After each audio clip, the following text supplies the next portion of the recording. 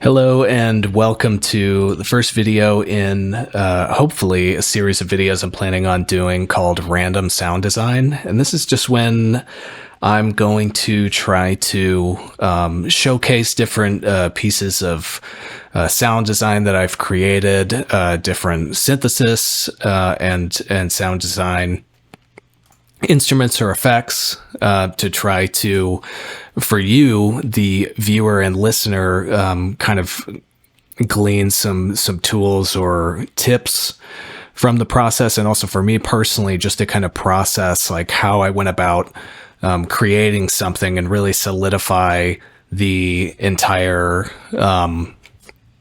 everything that went into it, the big picture, so that I can better hone my own skills in audio manipulation. So the sound that we're going to be looking at today sounds like this.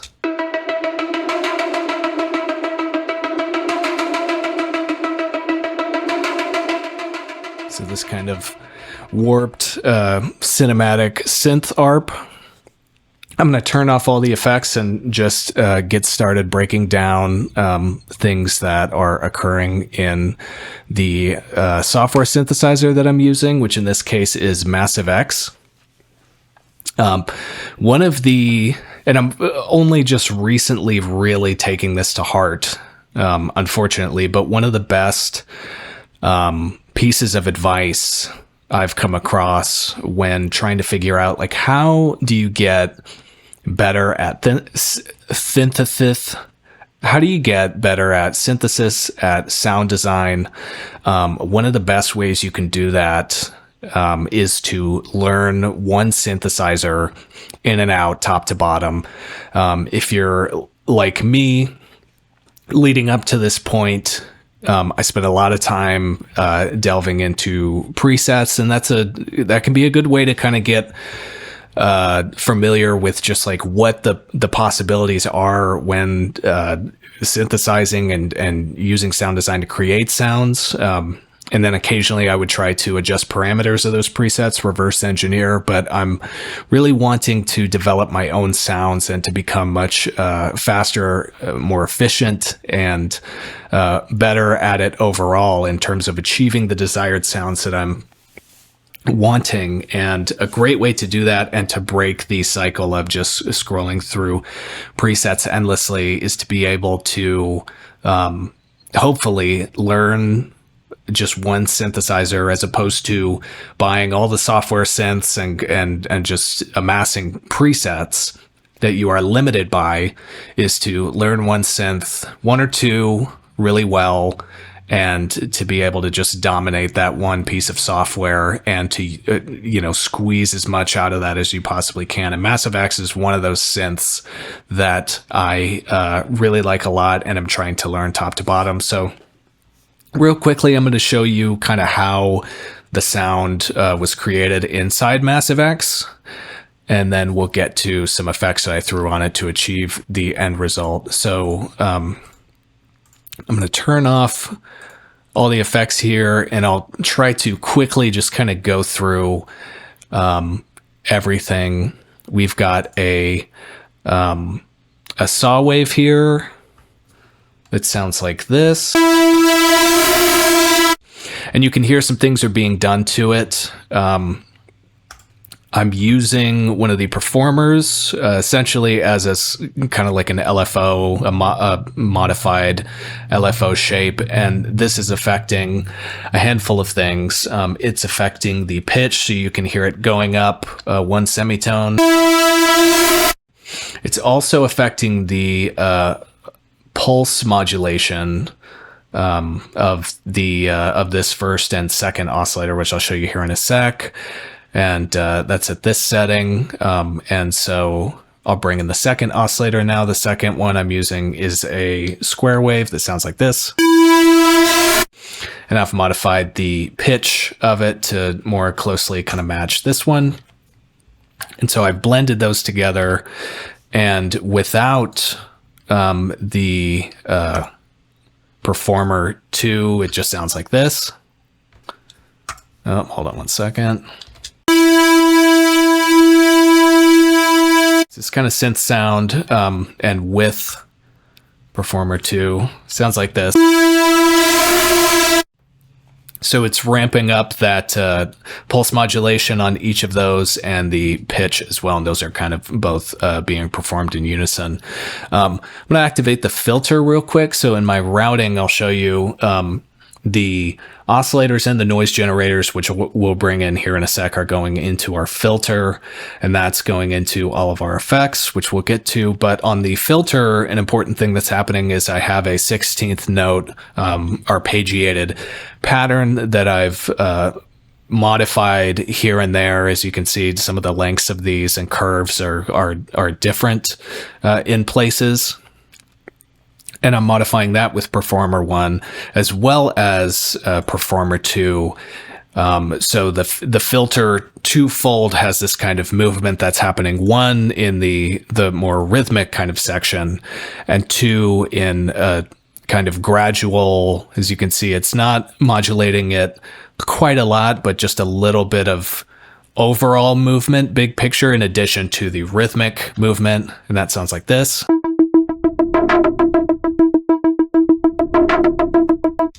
So that's what's giving it that rhythmic kind of movement. There are lots of ways to achieve this, but this is a popular way that I'm working on developing skills with.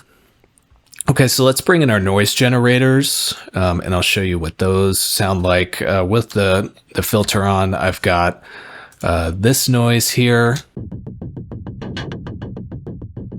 and I've got this noise. Really subtle percussive noise there, but together with those oscillators, they all sound like this.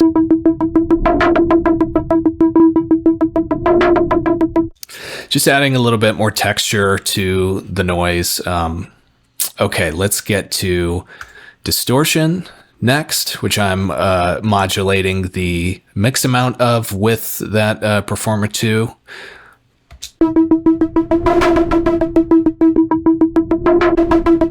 So adding a little bit more grit to the noise, and then even more grit with an additional instance of distortion.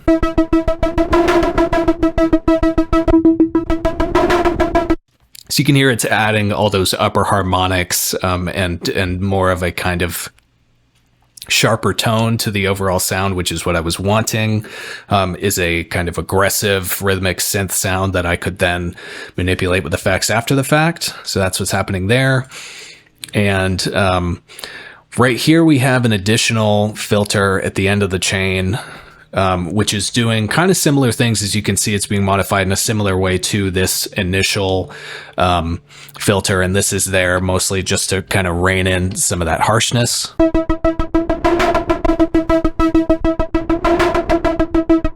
And just shape the sound a little bit more. Now, another thing here to point out real quick in the routing is that I have 100% feedback going from the output of the filter into the first distortion, into that chain of effects here. And basically what that's doing is, research, if you don't know already about feedback looping, but essentially what that's doing is just kind of thickening up the sound. We're taking the output from the filter and feeding it back into the effects chain so that it's kind of doubling up on itself, and that you can hear without and then with kind of how that's affecting the sound.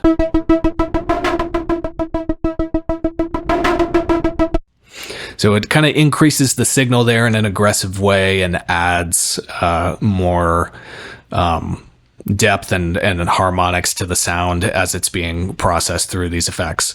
And then lastly, I just have some EQ, taking out lows and boosting highs slightly. And then I've got some dimension expansion, which is a really cool feature on Massive X, and there's a standalone plugin you can get for free, I believe, that does this, but just add some width and depth. And I'm also adding an OTT style compressor. So all those sound like this.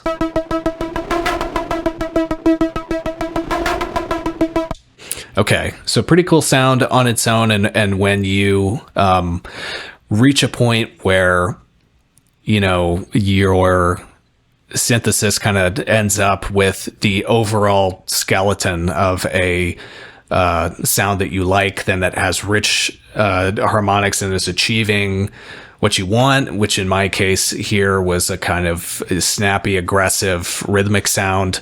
Then we can move on to additional processing, which we'll go to here. First, we have an instance of OTT.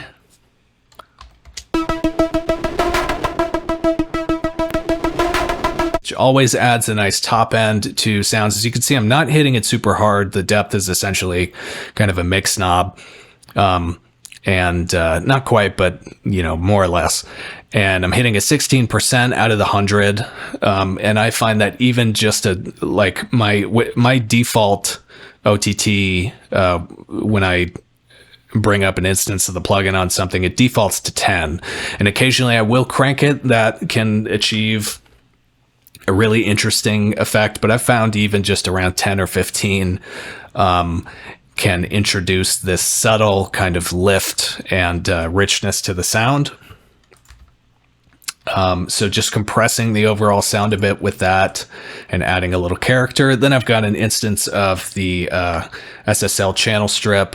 And what I'm doing here is I'm filtering out some of those lows. I don't know if you could tell earlier, because of all the harmonics, even though the note that I'm playing here is not a particularly like low bass note or anything, because of all the distortion and harmonics, distortion is going to inherently increase harmonics, including harmonics in the low end.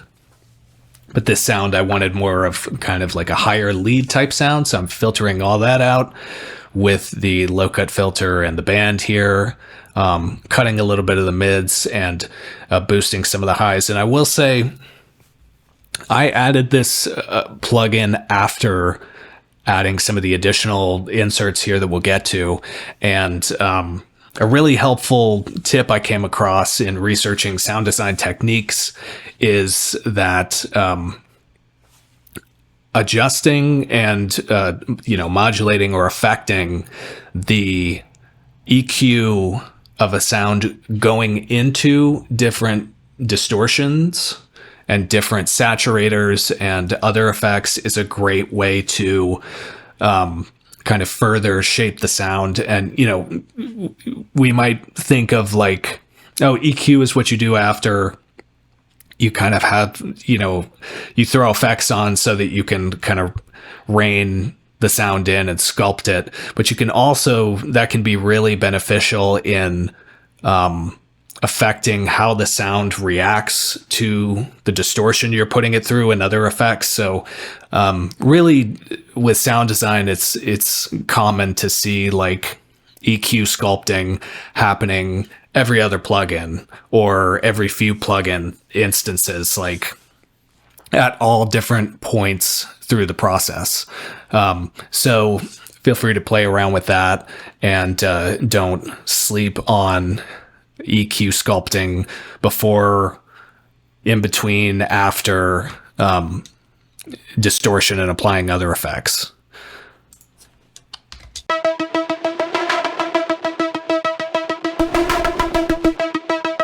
So you can hear we're kind of really sculpting and isolating the sound to the higher frequencies, which is what we want. And then I've got a transient designer.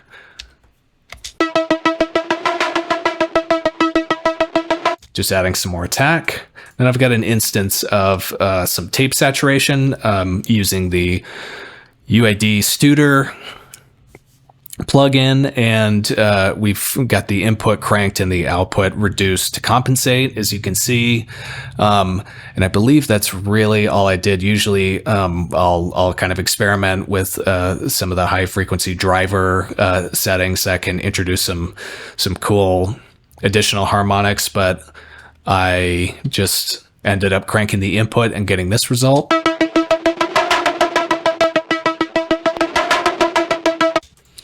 Tape distortion is a great way to add like richness and harmonics to really pleasing sounding harmonics to my ear to a sound.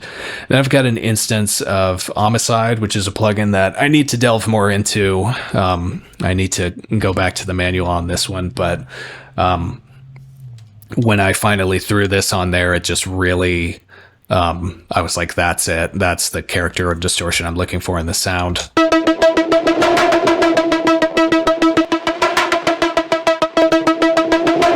Thickens it up. Super nice, as you can hear. And we've got some compression, just kind of gluing everything together. I've got a slow attack, so those spikes of the initial transient are still coming in. It's a percussive sound, and we want it to stay that way. So just overall kind of gluing the sound together.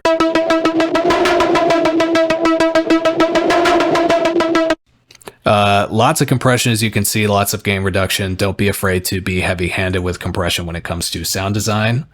Just kind of do it to taste. And we've got an EQ, some more sound sculpting, taking out some of the harshness and the mud.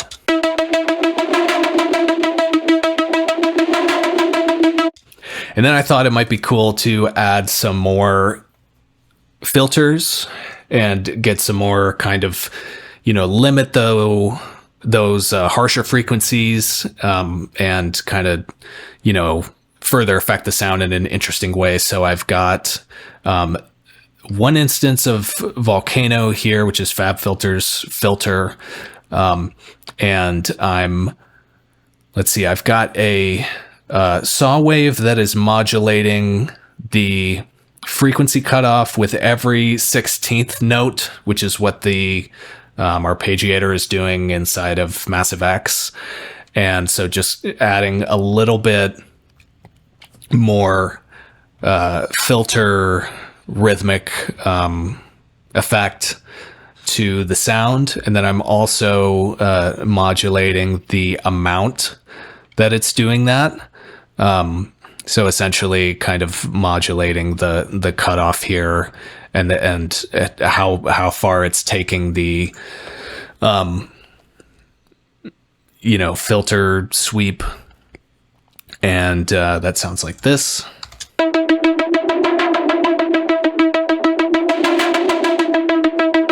So you can hear kind of taking out some of that harshness and just really kind of focusing the sound in on the note itself. And then I've got another filter that's just kind of sweeping around very slightly around the top end.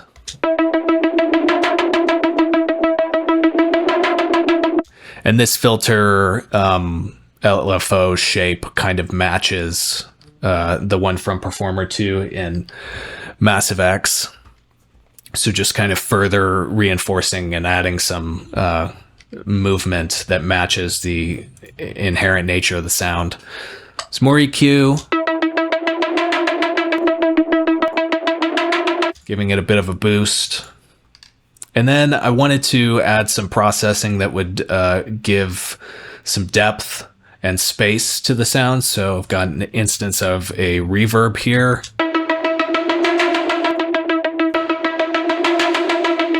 About a second long tail, just kind of adding a little bit of space to the sound. I've got a ping pong delay.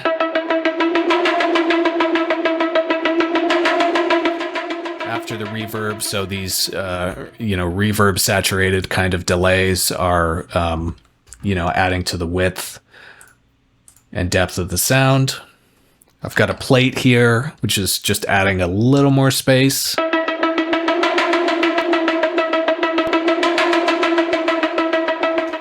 It's got a nice kind of brightness to it. A little more EQ, just final touches.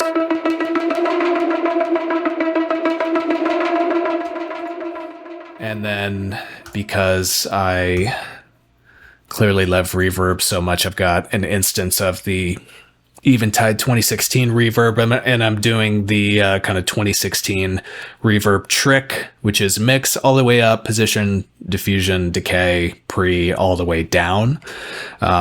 Gives it just a little more, like the slightest amount of distance and perceived space. Like this sound is not just a signal coming out of a piece of software, but like it's an actual source in a room somewhere.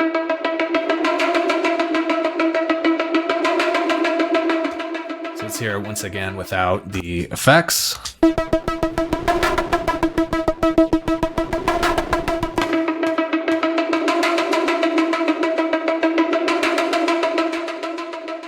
and the final result. Hope you found this useful, and thanks for watching.